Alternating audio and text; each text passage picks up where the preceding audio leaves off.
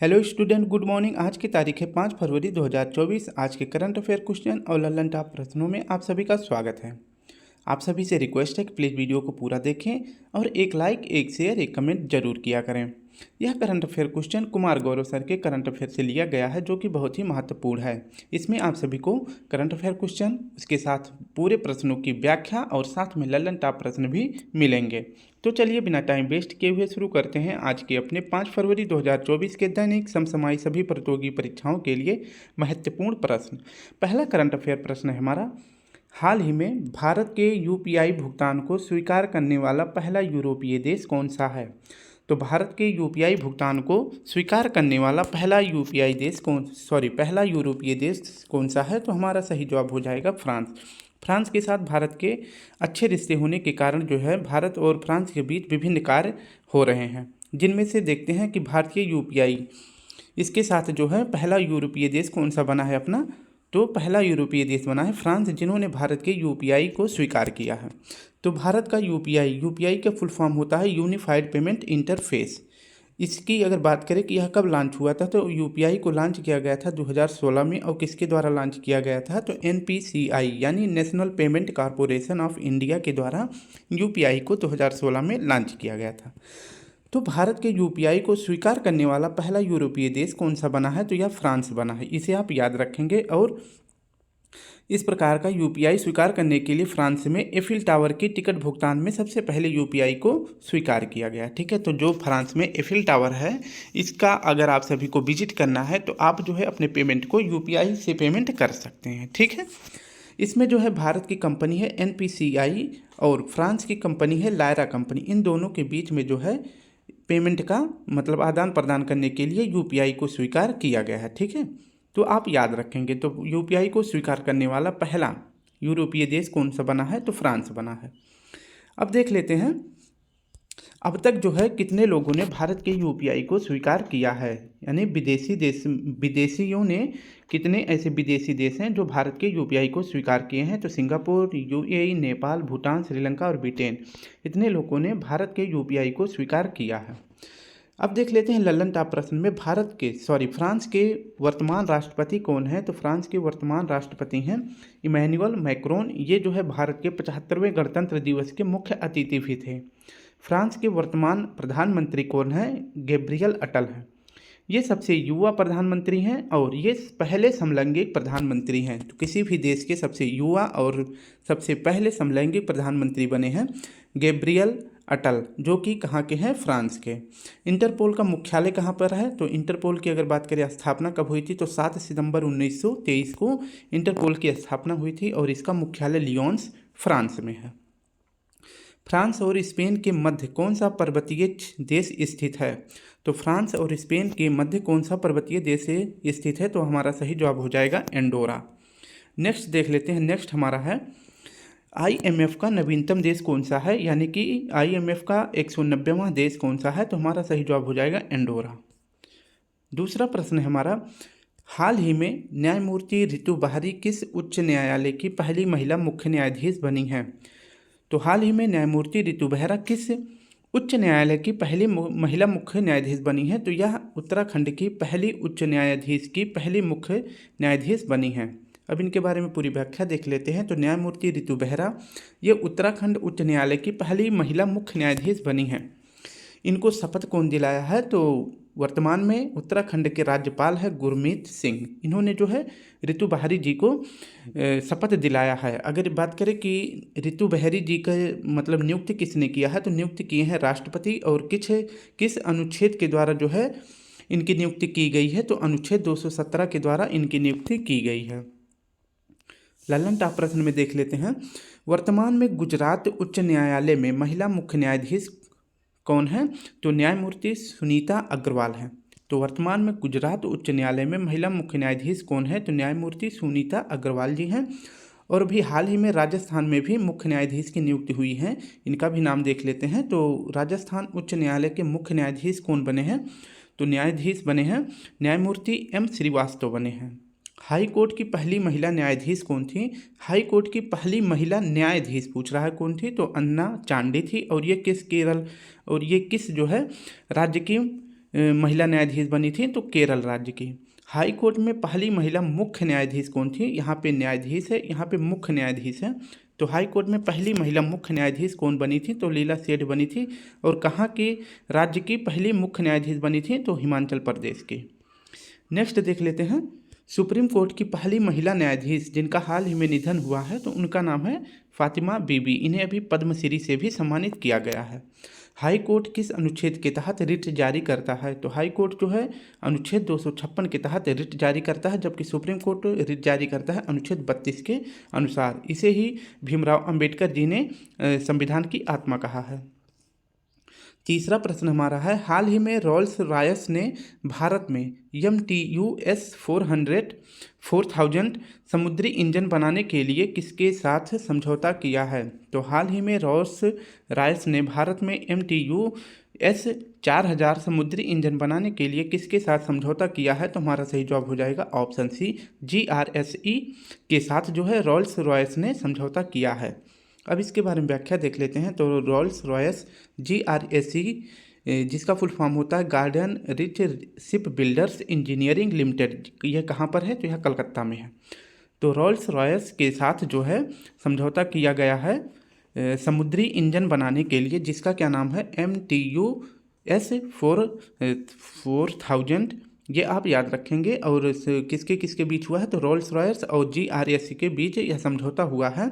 और यह समुद्री इंजन कहाँ पे बनाया जाएगा? तो यह बनाया जाएगा, इसका निर्माण होगा रांची झारखंड में। अब देख लेते हैं तीसरा ललन टॉप प्रश्न है, C295 हेलीकॉप्टर के निर्माण के लिए टाटा कंपनी ने किसके साथ समझौता किया है?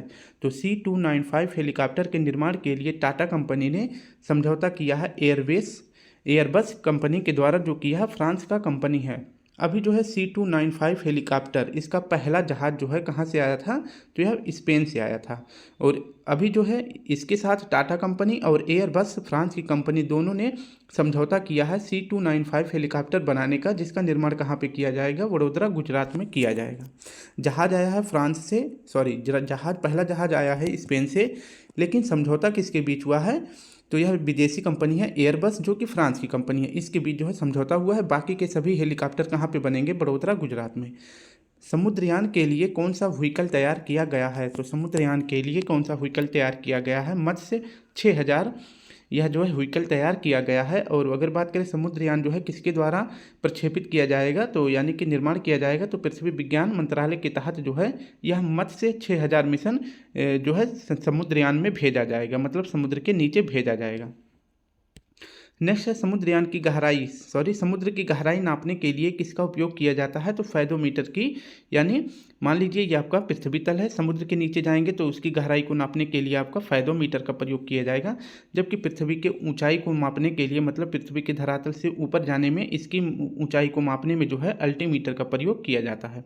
तो गहराई मापने के लिए फैदोमीटर और ऊंचाई मापने के लिए अल्टीमीटर का प्रयोग किया जाता है। चौथा प्रश्न है, अंतरिम बजट 2024-25 के अनुसार भारतीय सहायता प्राप्त करने वाला शीर्ष देश कौन सा बना है?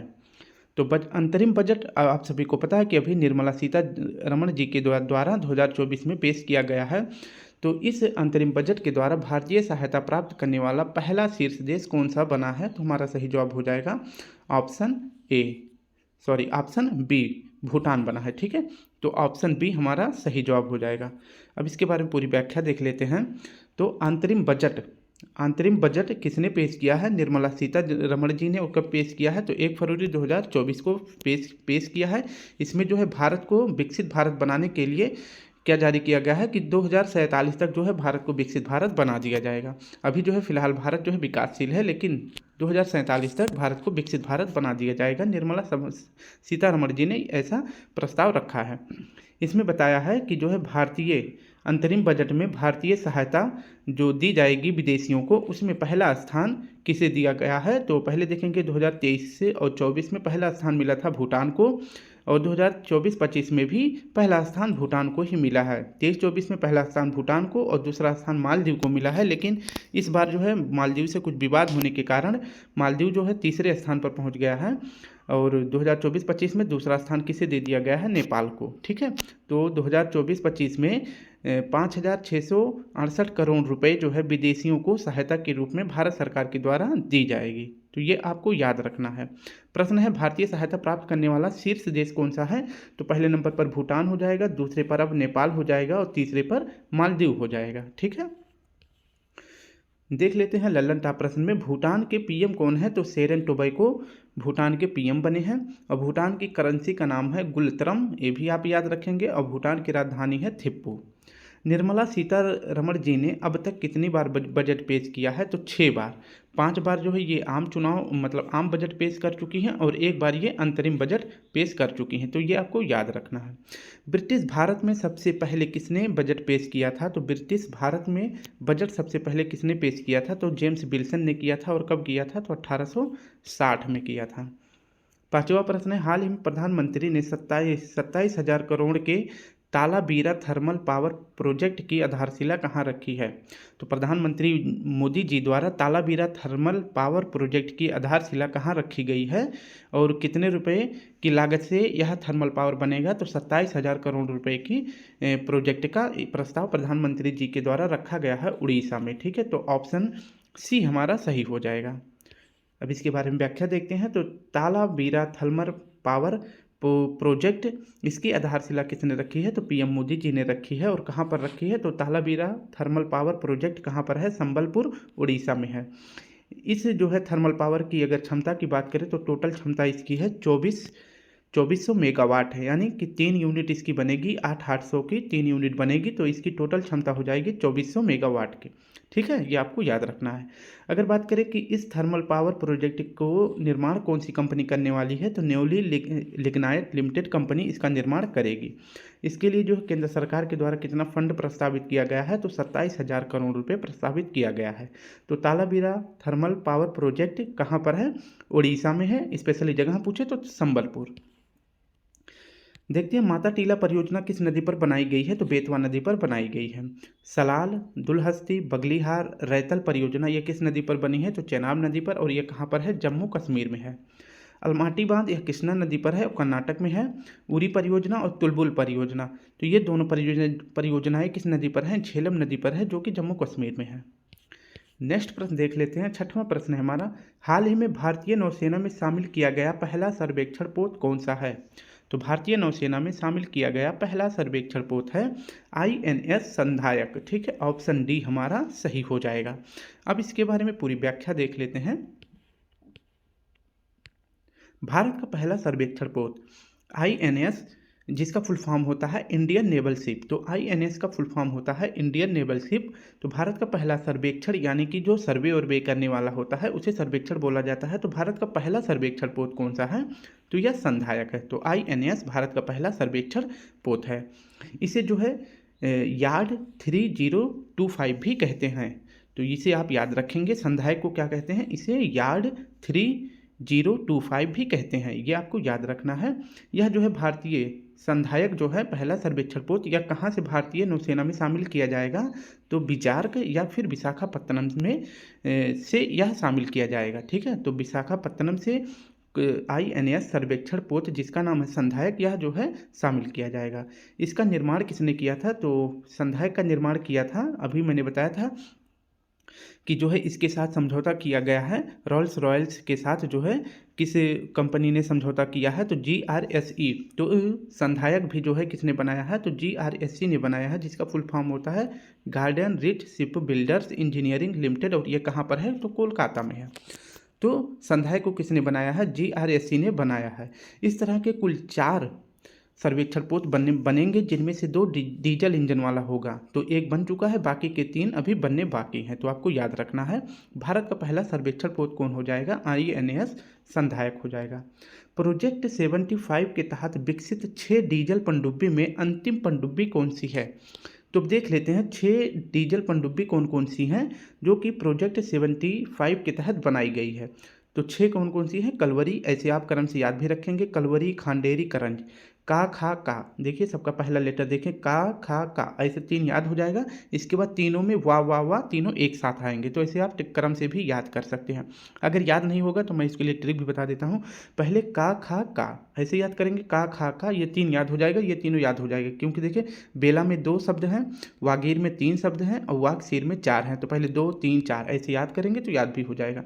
तो कलवरी, खांडेरी, करंज, कलवरी, खांडेरी, करंज, बेला, वागीर, वागसीर। ठीक है, तो ये 6 अंतिम पनडुब्बियों में से अगर पूछा जाए तो अंतिम कौन है, तो आपका अंतिम हो जाएगा वागसीर। ये आपको याद रखना, ये 6 पनडुब्बी जो है प्रोजेक्ट 75 के तहत तैयार की गई है, ये आप याद रखेंगे। और इनका निर्माण कहाँ पे किया गया था, तो मझगांव लिमिटेड जो कि मुंबई में है, यहाँ पर इनका निर्माण किया गया था। भारत का पहला एंटी सबमरीन जहाज कौन सा है, तो INS अरनाला है। भारत का पहला स्वदेशी विमान वाहक पोत कौन सा है, तो INS विक्रांत है। इसको कहाँ से कमीशन किया गया था, तो कोच्चि से किया गया था। और कब किया गया था, तो 2 सितंबर 2018 को 2020 को इसको जो है कमीशन किया गया था। 2 सितंबर 2022 को इसे कमीशन कहाँ से किया गया था, कोच्चि से किया गया था। ये आपको याद रखना है। तो भारत का पहला स्वदेशी विमान वाहक पोत कौन सा है, INS विक्रांत है। युद्धपोत की कमान संभालने वाली पहली भारतीय महिला कौन है, तो प्रेरणा देवस्थली है। ये जो है किस युद्धपोत की कमान संभाल रही हैं, तो INS त्रिकंद की ये कमान संभाल रही हैं। और यह कहाँ पर तैनात है, तो यह गोवा में तैनात है। नेक्स्ट देख लेते हैं, 7वां प्रश्न है, हाल ही में विश्व कैंसर दिवस कब मनाया गया है, तो हाल ही में विश्व कैंसर दिवस 2024 मनाया गया है 4 फरवरी को। ऑप्शन सी सही हो जाएगा। इसके बारे में व्याख्या देख लेते हैं। तो विश्व कैंसर दिवस कब मनाया जाता है, 4 फरवरी को। इसकी शुरुआत हुई थी 4 फरवरी 2000 को इसकी शुरुआत हुई थी। और कहाँ पर पहली बार इसे मनाया गया था, तो पेरिस में मनाया गया था। अगर बात करें 2024 में विश्व कैंसर दिवस की थीम क्या रखी गई है, तो देखभाल के अंतर को कम करना इसकी थीम रखी गई है। महिलाओं में होने वाला सबसे बड़ा कैंसर कौन सा है, तो सबसे बड़ा कैंसर है महिलाओं में होने वाला जो कि गर्भपात में होता है, तो इसका नाम है सर्वाइकल कैंसर। इसके लिए वैक्सीन भी विकसित की गई है। इसका वैक्सीन का नाम है सर्वावेक, जो कि 9 से 14 वर्ष की लड़कियों के लिए इसे जो है सीतारमण जी ने, जो कि भारत के वित्त मंत्री हैं, इन्होंने 9 से 14 वर्ष की लड़कियों के लिए अगर किसी में सर्वावेक कैंसर होता है तो उसके लिए सर्वावेक वैक्सीन फ्री कर दी है। ठीक है, तो कैंसर के अध्ययन को क्या कहते हैं, स्टडी ऑफ कैंसर को क्या कहते हैं, तो आपका सही जवाब हो जाएगा ऑन्कोलॉजी। तो स्टडी ऑफ कैंसर ऑन्कोलॉजी कहलाता है। अंतर्राष्ट्रीय मानव बंधुत्व दिवस कब मनाया जाता है, तो ये भी 4 फरवरी को मनाया जाता है। तो विश्व कैंसर दिवस और अंतर्राष्ट्रीय मानव बंधुत्व दिवस ये दोनों जो है 4 फरवरी को मनाए जाते हैं। विश्व टीबी दिवस कब मनाया जाता है, तो ये 24 मार्च को मनाया जाता है। तो 24 घंटे हमें टीवी नहीं देखना चाहिए। ठीक है, तो इस प्रकार से ट्रिक बनाएंगे तो याद हो जाएगा। तो 24 मार्च को विश्व टीबी दिवस, और विश्व मलेरिया दिवस 25 अप्रैल को, और विश्व एड्स दिवस 1 दिसंबर को मनाया जाता है।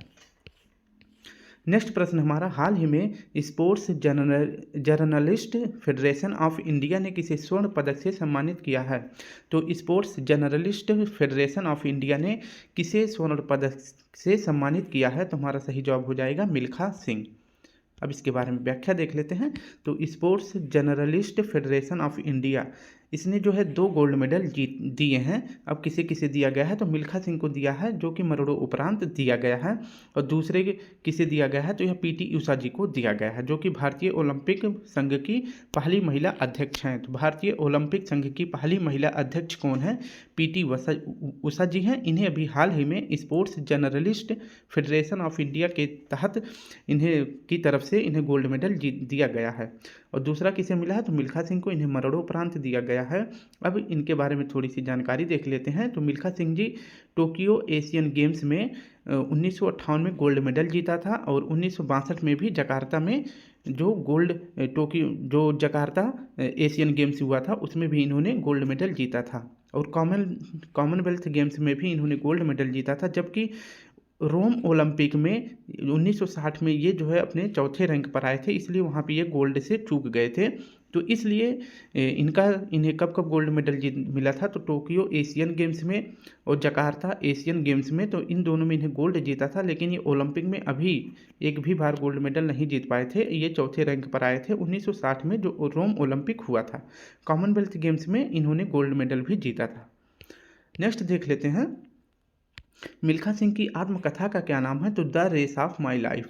The race of my life यह किसकी आत्मकथा है, तो यह मिल्खा सिंह जी की आत्मकथा है। भारत के ओलंपिक में पहला व्यक्तिगत स्वर्ण पदक किसने जीता था? तो पहला व्यक्तिगत स्वर्ण पदक जीते थे अभिनव बिंद्रा। कब जीते थे? तो 2008 में।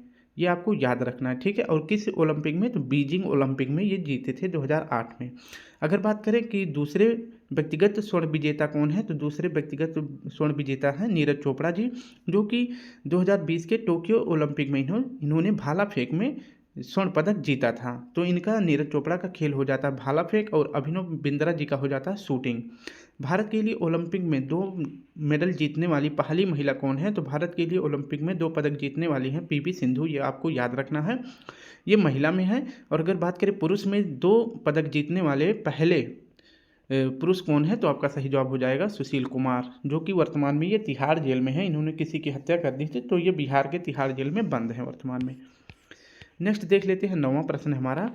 हाल ही में राजनेता कर्पूरी ठाकुर के बाद किसे भारत रत्न से सम्मानित करने की घोषणा की गई है? तो अभी हाल ही में कर्पूरी ठाकुर को भारत रत्न दिया गया है और जो है साथ में एक और महान हस्ती को भारत रत्न से सम्मानित किया गया है, तो उनका नाम हो जाता है लाल कृष्ण आडवाणी जी।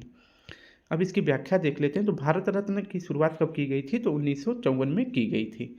यह जो है एक वर्ष में अधिकतम 3 व्यक्तियों को यह पुरस्कार मिल सकता है। तो भारत रत्न एक साल में सिर्फ 3 व्यक्तियों को ही मिल सकता है। अगर बात करें 49वां किसे मिला था? तो कर्पूरी ठाकुर जी को मिला था। इन्हें जग नायक भी कहते हैं। कर्पूरी ठाकुर जी को क्या कहते हैं? जगनायक भी कहते हैं। ये आपको याद रखना है, जो कि बिहार के पूर्व मुख्यमंत्री भी रहे हैं। और 50वां भारत रत्न मिला है लाल कृष्ण आडवाणी जी को, जो कि ये उप प्रधानमंत्री भी रहे हैं और गृह मंत्री भी रहे हैं। तो उप प्रधानमंत्री और गृह मंत्री दोनों रह चुके हैं लाल कृष्ण आडवाणी जी। अगर बात करें गृह मंत्री के रूप में सबसे लंबा कार्यकाल किसका है? तो लाल कृष्ण आडवाणी जी का है। ये आपको याद रखना है। और ये उप प्रधानमंत्री कब बने थे? तो अटल बिहारी वाजपेयी जब प्रधानमंत्री थे, तो ये लाल कृष्ण आडवाणी जी उप प्रधानमंत्री बने थे। इनका महत्वपूर्ण योगदान था राम मंदिर में जो रथ यात्रा था, तो उस रथ यात्रा में जो है इनका महत्वपूर्ण योगदान भी था, जो कि ये रथ यात्रा कहाँ से लेकर आ रहे थे? गुजरात से अयोध्या तक इन्होंने खुद रथ यात्रा चलाकर लाई थी। नेक्स्ट है हमारा पहली बार भारत रत्न पुरस्कार किसे प्राप्त हुआ था? तो पहली बार प्राप्त हुआ था 1954 में 3 लोगों को। एक तो सर्वपल्ली राधाकृष्णन जी को, राजगोपालाचारी जी को और सीवी रमन जी को। तो इन 3 लोगों को पहली बार भारत रत्न से सम्मानित किया गया था 1954 में, जब भारत रत्न की शुरुआत हुई थी। मरणोपरांत पहली बार भारत रत्न पुरस्कार किसे प्राप्त हुआ? तो लाल बहादुर शास्त्री जी को मिला था, जिन्होंने जय जवान जय किसान का नारा भी दिया था। कितने विदेशियों को भारत रत्न पुरस्कार मिल चुका है? तो अब तक 2 विदेशियों को भारत रत्न पुरस्कार मिल चुका है। एक तो खान अब्दुल गफ्फार खान है और दूसरे नेल्सन मंडेला है। आज का आखिरी प्रश्न देख लेते हैं स्टूडेंट। हाल ही में ब्लाइंड्स पुरुषों की राष्ट्रीय दृष्टिबाधित T20 नागेश ट्रॉफी किसने जीती है? तो ब्लाइंड्स पुरुषों की राष्ट्रीय दृष्टिबाधित T20 नागेश ट्रॉफी किसने जीती है? तो हमारा सही जवाब हो जाएगा नागेश ट्रॉफी किसने जीती है? कर्नाटक ने, ठीक है। तो नागेश ट्रॉफी यह किससे संबंधित है? तो ब्लाइंड T20 क्रिकेट से संबंधित ट्रॉफी है। नागेश ट्रॉफी का होस्ट कौन सा राज्य था? तो महाराष्ट्र था, जो कि कहाँ पर हो रहा था? नागपुर में। इसमें अगर बात करें कि नागेश ट्रॉफी को किसने जीता है, तो विजेता इसका बना है कर्नाटक और उप विजेता कौन था? तो आंध्र प्रदेश था। तो कर्नाटक वर्सेस आंध्र प्रदेश के बीच जो है फाइनल मैच खेला गया था, जिसमें विजेता कर्नाटक होता है और उप विजेता आंध्र प्रदेश बन जाता है। अब देख लेते हैं डूरंड कप, जो कि फुटबॉल का ट्रॉफी है, इसे किसने जीता है? तो डूरंड कप को विजेता टीम है इसका मोहन बागान। ये आपको याद रखना है। विजय हरारे ट्रॉफी यह क्रिकेट से संबंधित ट्रॉफी है और विजय हरारे ट्रॉफी को किसने जीता है? तो हरियाणा ने जीता है और उप विजेता कौन बना है? तो राजस्थान बना है। डेविस कप टेनिस का कप है और डेविस कप को किसने जीता है? तो इटली ने जीता है। अजलान शाह कप इसका जो है यह किसका कप है? तो अजलान शाह कप यह हॉकी का कप है और इसका अगर बात करें कि यह अजलान कप का आयोजन कहाँ पे होता है, तो हर बार जो है मलेशिया में ही इसका आयोजन किया जाता है। इसमें भारत ने कांस्य पदक जीता है, ये आपको याद रखना है, ठीक है। और लास्ट प्रश्न हमारा है, जो कि 11वां प्रश्न होता है। राष्ट्रमंडल देशों के महान्यायवादियों और सॉलिटर जनरल का सम्मेलन कहाँ हुआ है, तो हमारा सही जवाब हो जाएगा नई दिल्ली में। तो स्टूडेंट, इस प्रकार से हमने 10 प्रश्न उसके साथ व्याख्या और लल्लन टॉप प्रश्न देख लिया है। अगर आप सभी को वीडियो अच्छी लगे और कम समय में वीडियो सॉल्व हो जाती है, थोड़ा सा जुबान इधर उधर होता है क्योंकि वीडियो जल्दी जल्दी बोलना पड़ता है, तो अगर आप सभी को वीडियो अच्छी लगे तो प्लीज़ थोड़ा सा सपोर्ट करें स्टूडेंट, वीडियो को शेयर जरूर किया करें। कल फिर मिलते हैं। अगर आप सभी को इसका PDF चाहिए तो मैं इस वीडियो के कमेंट बॉक्स के नीचे अपना टेलीग्राम लिंक दे दूंगा, आप वहाँ से इसका PDF डाउनलोड कर लेंगे। तो कल फिर मिलते हैं, तब तक के लिए आप सभी को प्यारा सा जय हिंद, जय भारत।